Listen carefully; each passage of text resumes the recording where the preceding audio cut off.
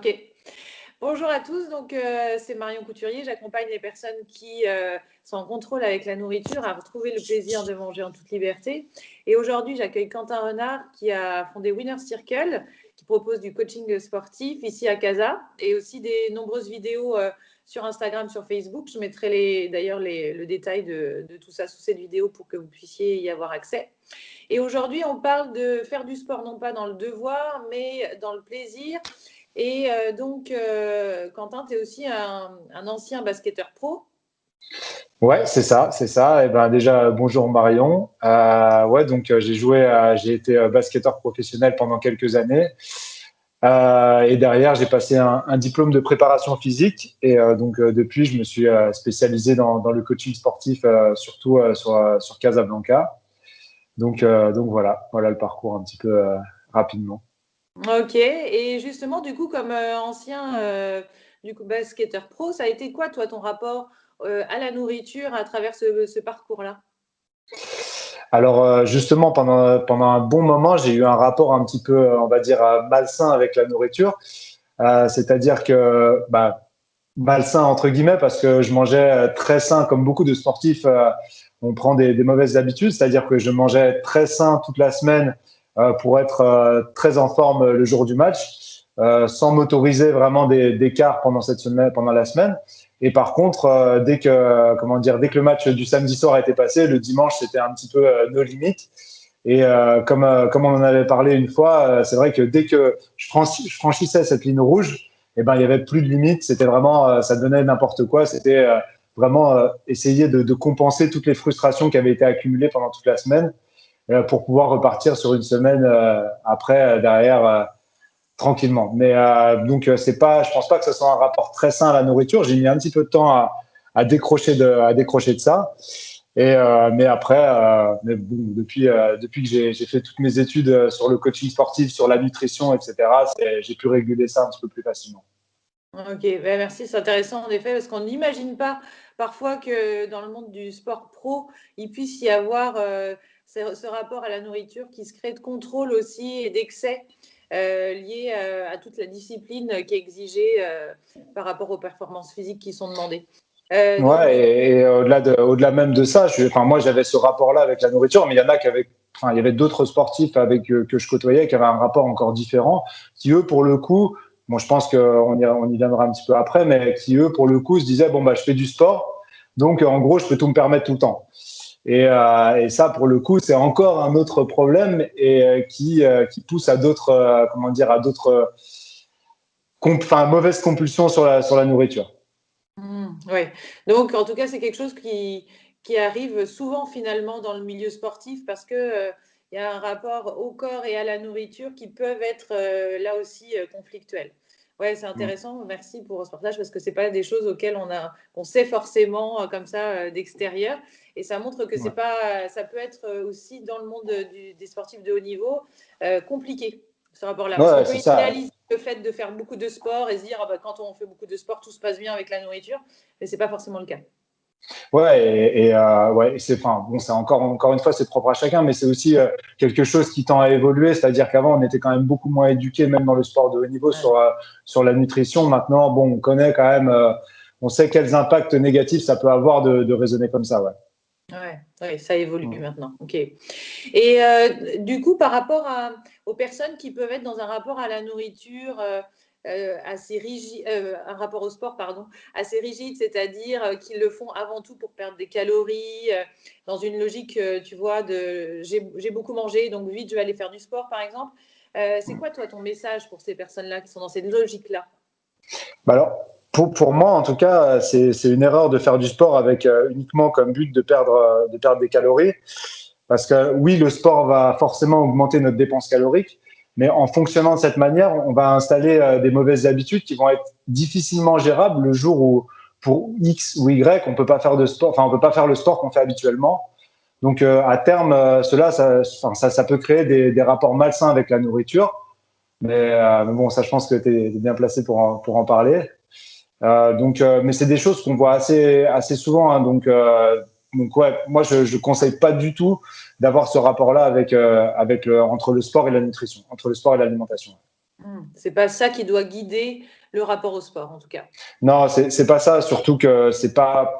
Enfin, on dépense. Certes, on dépense des calories en faisant du sport, mais c'est pas notre dépense calorique dans la journée. La plus grosse dépense calorique, elle vient pas d'une séance de sport. À moins qu'on fasse un marathon par jour, mais là, je suis pas sûr que ça soit viable à long terme.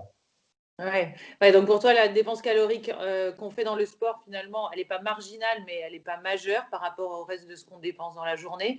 Donc le sport, pour toi, tu le vois comment? Qu'est-ce qu'il apporte dans le quotidien? Tu le vois, par rapport aux gens, par exemple, qui commencent le sport, qu'est-ce que tu vois que ça a comme impact? Bah, déjà, ça va avoir. Enfin, moi, je vais répondre déjà pour moi-même, mais enfin, pour moi-même, moi, j'ai un rapport particulier avec le sport, vu que j'en fais depuis toujours. Donc moi, je retire toujours de la satisfaction à voir ma progression dans différents domaines physiques. Et pour une personne qui a jamais fait de sport, ça va lui apporter de la discipline, de la motivation aussi à prendre soin d'elle, à approfondir justement ce désir de bien-être. Et également, je dirais que ça va devenir une habitude qui va provoquer derrière, via les endorphines, un vrai plaisir qui sera difficile de retrouver dans une autre activité. Ouais. Et du coup, toi, tu en as des personnes qui se mettent, qui commencent le sport avec toi, qui n'en ont jamais fait avant? Ouais, complètement, complètement. Bah, j'en ai plein. J'en ai plein et après, c'est pour ça aussi que c'est du coaching personnalisé, c'est-à-dire que on n'applique pas du tout les mêmes stratégies d'entraînement avec chacun et même mentalement, l'approche n'est pas du tout la même. Une personne qui a jamais fait de sport, il va falloir déjà trouver une façon ludique enfin, comment dire, de l'entraîner dans le sport, alors qu'une personne qui a déjà fait du sport, elle a déjà entre guillemets un petit peu cette rigueur et ce rapport avec bah, la douleur physique entre guillemets que provoque le sport. Mmh. Donc toi, tu as des manières finalement d'accompagner ces débuts dans le sport pour que ça soit pas juste de la contrainte, mais qu'il y ait un aspect vraiment ludique qui fasse que ça soit possible de le maintenir dans le temps. Ouais, complètement. Et même à objectif, entre guillemets, équivalent. Par exemple, deux personnes qui sont sportives et qui sont dans la même démarche, on voit tout de suite mentalement que c'est pas, enfin, ils n'ont pas la même manière d'approcher leur objectif. Donc, on peut pas comment dire, on peut pas les pousser de la même manière. J'avais entre guillemets un petit peu le défaut au tout début quand j'ai commencé cette activité-là d'avoir le prisme du haut niveau. Donc c'est-à-dire que toutes les personnes que je coachais, je me suis dit bon bah je vais en faire des machines de guerre. Mais Mmh. mais en fait avec l'expérience et très rapidement au bout même des premiers mois avec l'expérience, ben, on voit tout de suite que toutes les personnes ne sont pas faites pour faire de la haute performance.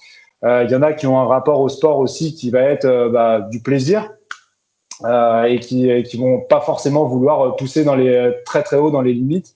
Donc bah, ça après ça se fait aussi, ça se comprend rapidement et avec l'expérience. Ouais. Mmh. Ouais, donc c'est vraiment adapté en fonction de chaque personne. Ouais, complètement, complètement. Et c'est moi, c'est ce qui me plaît vraiment dans ce métier aussi, c'est que bah, chaque séance va être vraiment différente et chaque personne est complètement différente. Et bah, je crois que c'est aussi ce que tu fais aussi à travers tes formations, c'est bah, personne ne réagit de la même manière face à une boîte de gâteaux ou voilà. Ouais. Ouais, donc c'est ça, oui, en effet, j'imagine, qui apporte toute la valeur ajoutée, qui fait que les gens aussi restent investis dans la durée. C'est parce que tu vas t'adapter en fonction d'elles, en fonction de même de, j'imagine, la période de leur vie où elles sont, ou parce qu'on n'a pas la même, peut-être la même motivation ou les mêmes performances physiques en fait, en fonction de ce qu'on vit en dehors ou en fonction, je sais pas, de la période de l'année. Donc j'imagine il y a beaucoup de facteurs qui rentrent en compte aussi. Ouais, complètement, ouais, complètement, complètement. Ça va, bah, on le voit bien dans la, comment dire, dans la période actuelle. Mm. Je veux dire, voilà, si on est passé enfin, il y a, comment dire, mon métier a complètement évolué, c'est-à-dire que pour garder des clients, il faut aussi être capable maintenant de jongler avec le numérique. Et il faut arriver à maintenir une certaine motivation avec le numérique. Alors ça peut être bénéfique entre guillemets, comme, enfin voilà. Moi je trouve que c'est bénéfique parce que maintenant, bah, des personnes qui peuvent s'absenter, enfin ça peut arriver beaucoup plus fréquemment, des personnes qui vont s'absenter 2 mois ou 3 mois ou des choses comme ça. Du coup, bah, on peut continuer à les suivre, on peut continuer à les garder à les garder motivés grâce aux objets, grâce au numérique. Et c'est des choses qui n'étaient pas très en place avant. Ouais. Ouais, donc c'est une nouvelle manière de fonctionner, mais qui Ouais, permet de continuer complètement. ces Complètement. changements. Et est-ce que selon toi, du coup, il y a une fréquence idéale, une durée idéale à dédier au sport par semaine, même si j'entends que c'est très différent en fonction de chaque personne, mais est-ce Ouais. que toi, tu vois un temps idéal quand même? Comme tu l'as dit, en fait, c'est vrai que la réponse, c'est souvent, ça dépend des profils. Il est très souvent recommandé via l'OMS de faire 3 séances par semaine, mais il faut savoir que c'est tout aussi bénéfique de faire 20 minutes par jour, tous les jours, que 3 fois 1 heure dans la semaine. Euh, Parce que la durée des séances de sport, elle a peu d'importance. Il faut juste qu'elle regroupe plusieurs choses. Dans mes séances, moi, il va y avoir un travail de mobilité articulaire, il va y avoir un travail musculaire et il va y avoir un travail cardiovasculaire.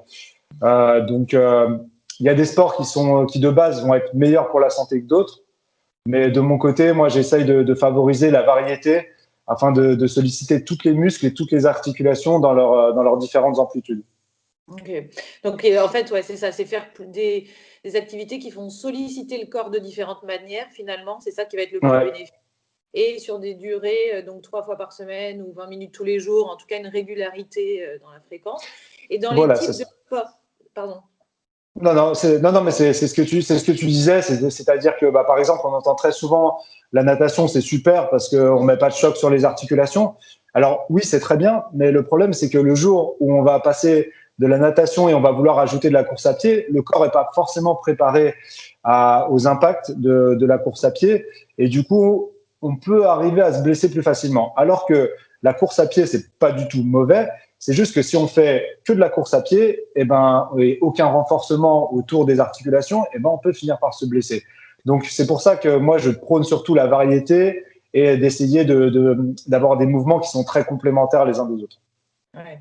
Ouais, c'est pas forcément qu'un sport est mauvais tout seul, mais il faut vraiment enfin, veiller à la complémentarité pour que ça sollicite du coup les différents muscles. C'est Exactement. intéressant parce que c'est vrai que on peut entendre que il y a des sports qui sont mauvais, mais finalement ça dépend avec quoi ils sont associés. Et du coup, pour quelqu'un qui voudrait commencer le sport là comme ça, tu conseillerais quoi toi par exemple comme sport?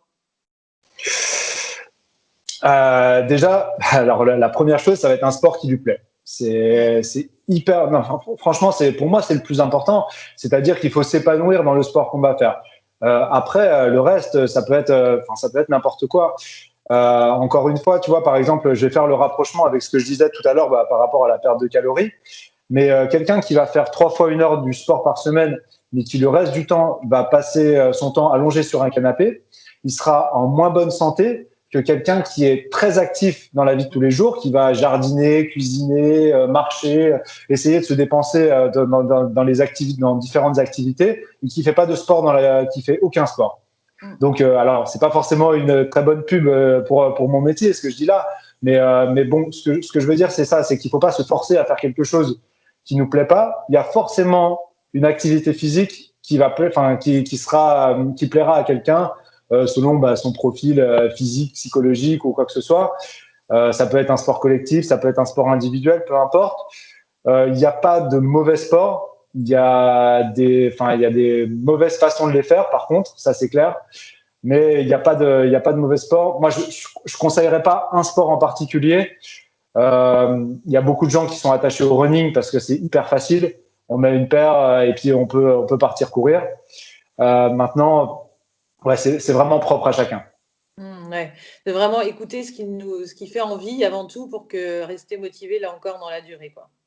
Exactement, et je pense que c'est exactement pareil pour la nutrition, c'est-à-dire que se priver toujours de tout ce qui peut nous faire plaisir, et en fait, le jour où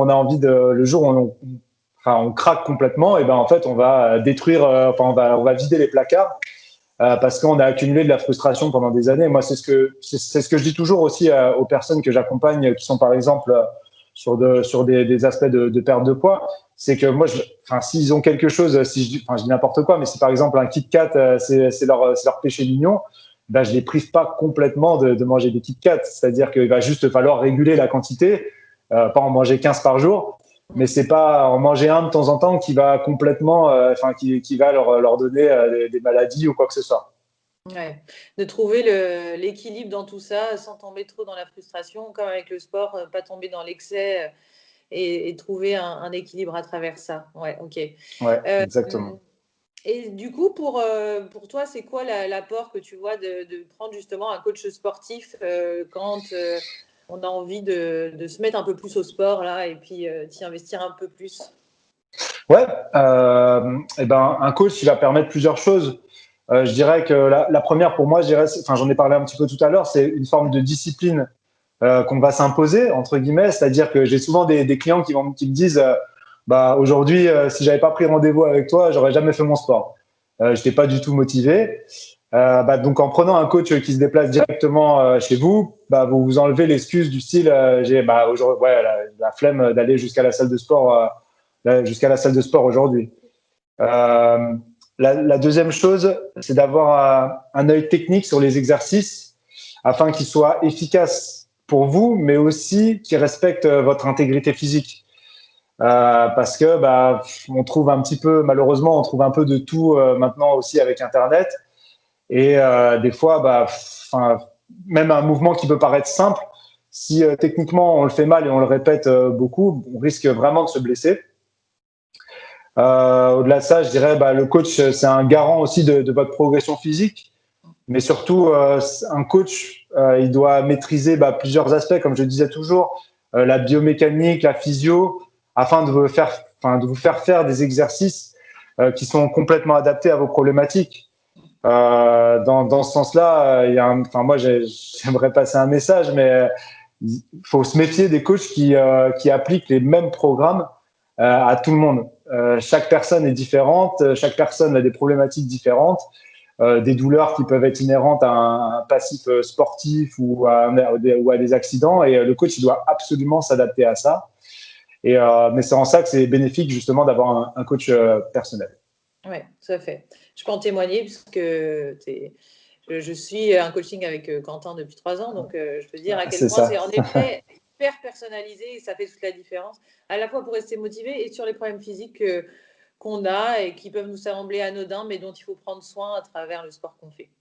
Donc, ouais, je vois tout à fait ce que tu veux dire. Donc, merci en tout cas, Quentin. Est-ce qu'il y a d'autres Merci choses à que tu as toi. envie de dire sur ce sujet-là, ou est-ce que pour toi c'est plutôt... Non, bah, en tout cas, pour moi, comme je le dis, c'est très complémentaire. Le sport et la nutrition sont vraiment étroitement liés. Donc, l'un ne va pas sans l'autre, mais il ne faut pas non plus, comme on en a parlé tout au début, avoir un rapport malsain entre les deux. On ne fait pas du sport pour pouvoir se permettre de manger une pizza le soir. On fait du sport avant tout pour être en bonne santé. Et on le voit bah, encore une fois dans le contexte actuel, le sport il a énormément de bénéfices sur l'immunité,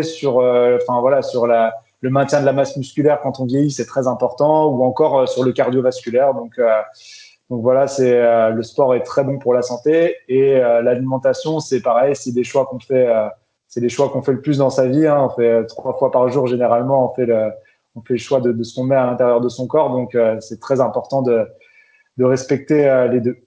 Oui, tout à fait. Merci, Quentin.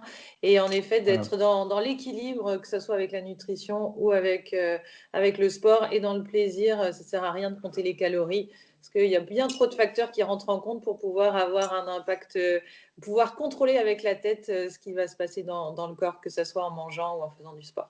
Donc, merci beaucoup en Exactement. tout cas. C'était très intéressant. Eh ben, avec plaisir. Merci à Merci toi. beaucoup. Et puis, à très bientôt. Très bonne journée à tous.